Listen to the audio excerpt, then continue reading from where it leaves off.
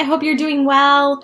I just wanted to create a quick video so you would know how to log into Google. I think that's probably the hardest part is knowing how to navigate Google and Google Apps for Education.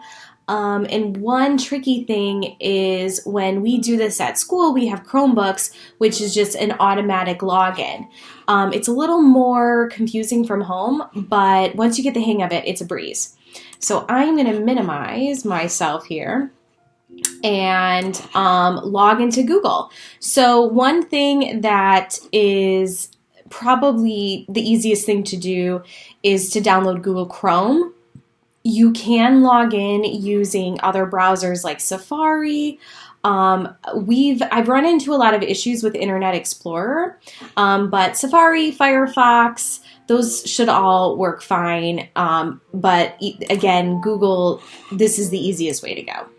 So here is my Google homepage, and over on the right-hand side is, we call this the waffle. There's probably a more technical term for it. I don't know what it is. So I'm going to click on the waffle and just click on account. And that takes me to this blue sign in button. And this is where I am going to sign into my Google account. Now, I'm going to sign in as my son because that way you'll be able to see what it looks like from the student side of it. So the Google ID is the first initial, middle initial, dot, last name, last 3 digits of the lunch number, and then at k12cpschools.com. This last part at k12cpschools.com, on a Chromebook, students don't need to type that in. It just takes them directly. So that part can be a little confusing because they haven't really had a lot of practice with that. Click the next button. And now we put in our password. The password is your lunch number and then first initial, last initial. So I'm going to put Andrew's lunch number in here and hopefully I type it correctly. And here we go. I'm all logged in. I can tell that I'm logged in because I have my avatar showing. So once I am logged in, I can access Google Classroom. I can access Drive. That's where all of your child's documents and slides are stored. Sheets is like a Excel.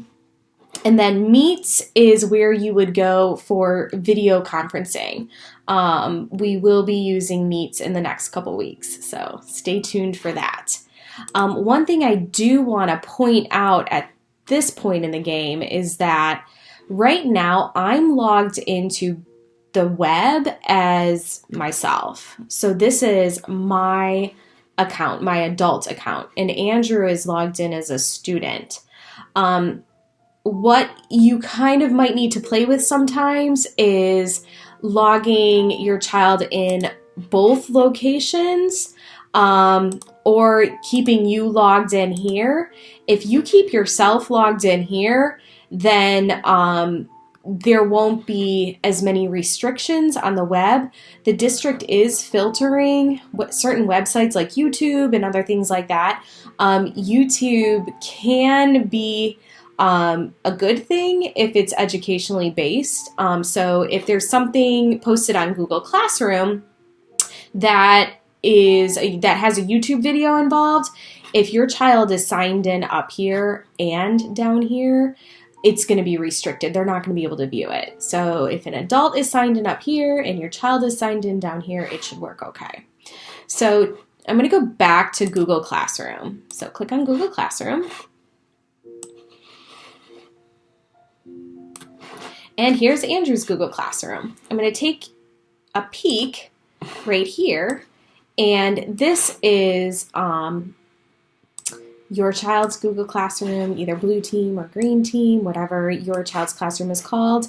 And this is where Miss Nine and I are going to post fun things for the kids to do. We try to post something fun every couple of days just to keep the kids engaged.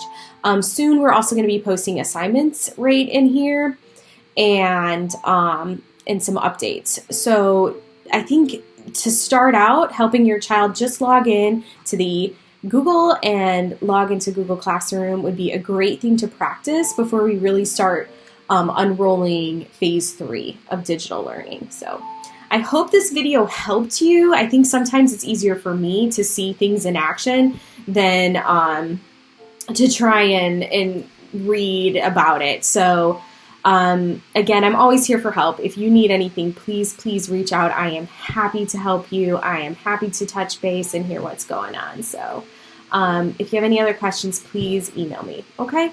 Bye.